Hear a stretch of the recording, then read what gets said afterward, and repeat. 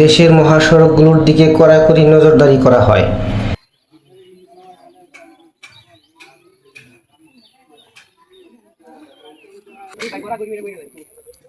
কিন্তু ছোট বা মাঝারি আকারের সড়ক ও সেতুর প্রতি তেমন কোনো নজরদারি করা হয় না প্রশাসনের পক্ষ থেকে।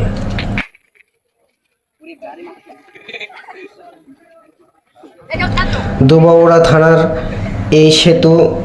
এই সেতুর উপর বালু ভর্তি ট্রাক উঠতেই সেতুটি ভেঙে চুরমার হয়ে যায়। ড্রাইভার আহত, বাস সহ সকল প্রকার যান চলাচল বন্ধ। লাখ লাখ মানুষ ভোগান্তির শিকার।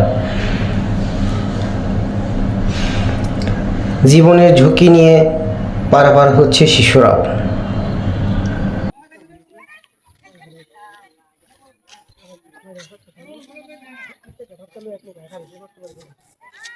আসুন সবাই আমরা ভিডিওটিকে সাপোর্ট দেই প্রশাসনের নজর কাড়ার জন্য। ধন্যবাদ সবাইকে।